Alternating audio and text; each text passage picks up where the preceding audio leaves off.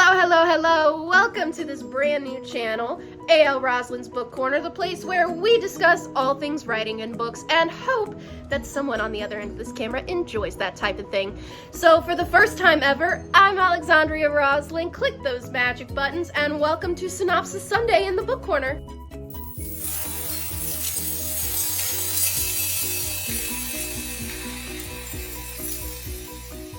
Hey guys, welcome to the Book Corner, and for our first time together, I wanted to compile a list of reads that I am just dying to talk about and whether you should or shouldn't give them a shot.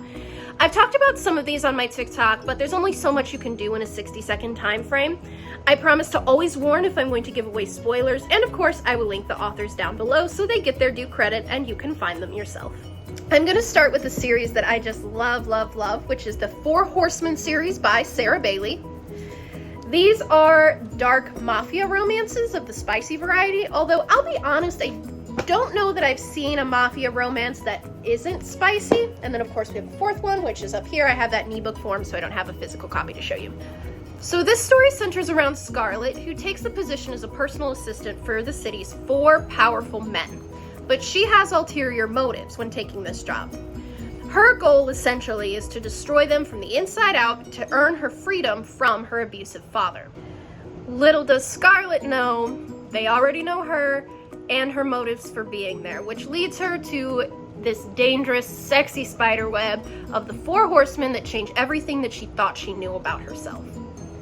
So even though these are romances, and sometimes with our smutty romances, the plot kind of loses its way to the side, in these books it doesn't do that. The plot is just as good as the spice. And it really keeps you in there and makes the spice that much better because you know how much it's worth. So the characters in this book, automatically 5 out of 5. If you like the kind of dark, grumpy, morally gray men in your dark mafia romances, these are the set for you. You will absolutely love them, especially West. He has my heart. You can't have him. Secondly, the plot, also 5 out of 5. Throughout every book, it progressively gets better and better, and you are just as stuck on the plot as you are the spice. And thirdly, I would rate the spice 3 chili peppers out of 5, so very, very intense spice. Make sure you look at the trigger warnings before reading this set just to make sure that you're not reading anything that you do not desire. She has trigger warnings all over her website for each set of her books, so make sure you give those a check before trying. Just a warning that we are going to get into some minor spoilers in regards to the end, so if that's not your jam, go ahead and skip ahead. Books 1, 2, and 3 end on beautiful cliffhangers. I'm talking, if you don't have the next book in front of you, don't do that to yourself. Make sure you have the next one on deck because you're going to want them. And then the last one has a beautiful resolution that ties it all up. I'm not going to give any more away than that. In addition to these books, she also has a couple of other series that are really good, and all of those are listed both on her TikTok website, as well as Amazon, so definitely give those a try. She's got a brand new one coming out in August that I cannot wait to pre-order, where a grumpy Scottish man is going to fall in love with a ghost, and I just think that's really funny. So if you're interested, I'm going to link Sarah Bailey's information below. The next book we're going to talk about is A Kiss to Tell. A Kiss to Tell is part of the Merciless World by Willow Winters. She sells her books in big volumes like this, which I really like, but this is actually 6 books in one. I will be only talking about the first today because I've only gotten through the first. These books are all standalones, but they kind of fit in the world together, so I'm pretty sure you can read them in any order you'd like. I'm just going in the order of the volume. This book is a dark, spicy romance centering around Chloe and Sebastian. Chloe is struggling after the death of her mother because she holds herself responsible for not doing enough to prevent it. Sebastian is the town's notorious violent bad boy who doesn't believe himself good enough or sane enough for her. Despite that, he still does everything that he can to protect her, keep her out of harm's way, amongst many other things that he does for her, and he does for her. I absolutely love these characters. They're not perfect. There's a few flaws that could be fleshed out a little better, so I'd probably give them 4 out of 5 stars.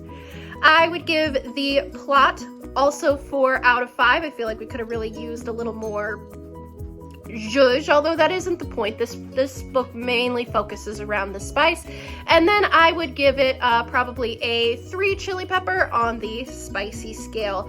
Overall, I rate this book a 4 out of 5. It is very good, it is very entertaining, but definitely not the best of the best. Still great read and worth your time if you're looking for something quick. This is A Kiss to Tell by Willow Winters. I will be reading the rest of this Merciless World. Give me some time. I'm not just on this one. So Willow Winters does this cool thing where she sells not only her books in large volumes, so that way you don't have to buy each individually. She sells the individuals, but she also sells discrete covers, which I really, really love, which are essentially just these like color-coded simple books with little flowers on them, and nobody is none the wiser that you're reading smut. And I really, really appreciate authors who do that, because, you know, not everybody has the luxury of being able to let everyone else know what they read. So if you are interested in Willow Winters' work, I will link her socials down below. She is definitely an author worth checking out, as well as an amazing, amazing businesswoman.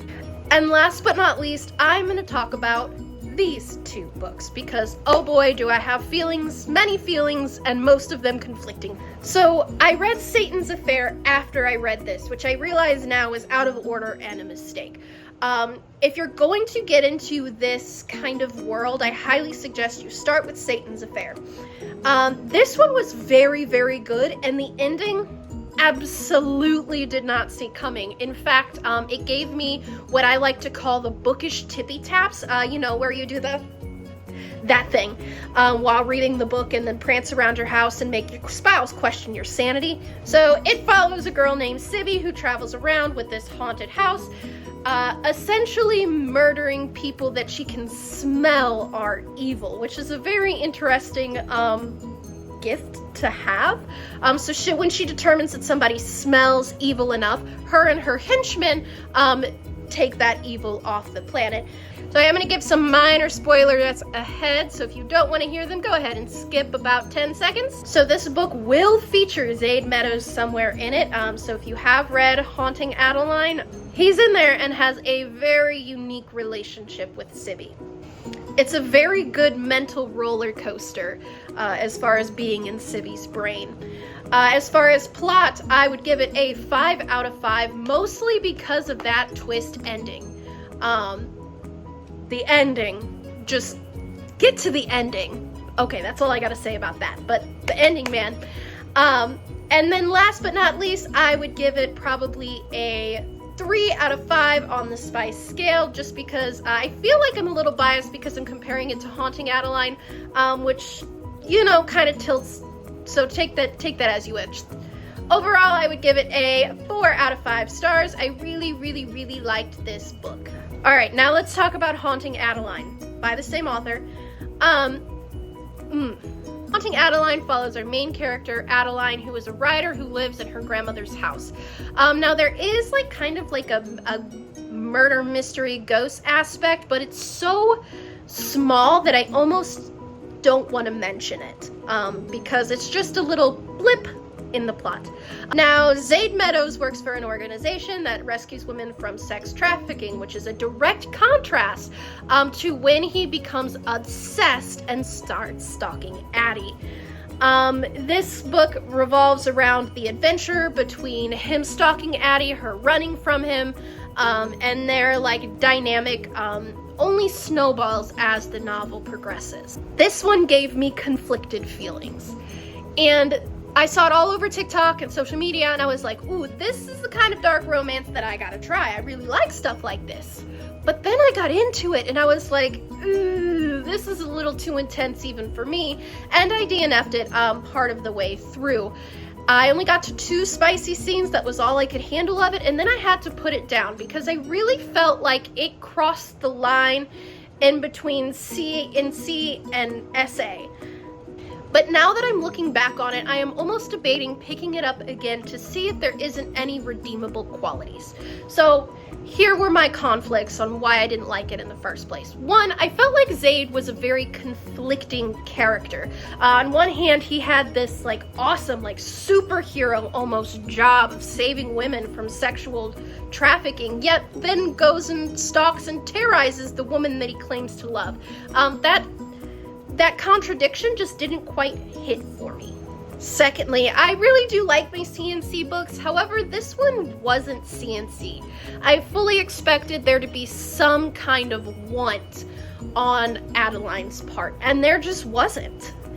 And that kind of rubbed me the wrong way. Now, I will say with some more things that I've seen on TikTok, I'm considering giving this one another shot. So I'm gonna link to your comments down below to see if I should finish the first book and possibly the second one if it gets any better. So let me know, or if you share my feelings, please do, because I am one of those that I'm not sure that I like this one.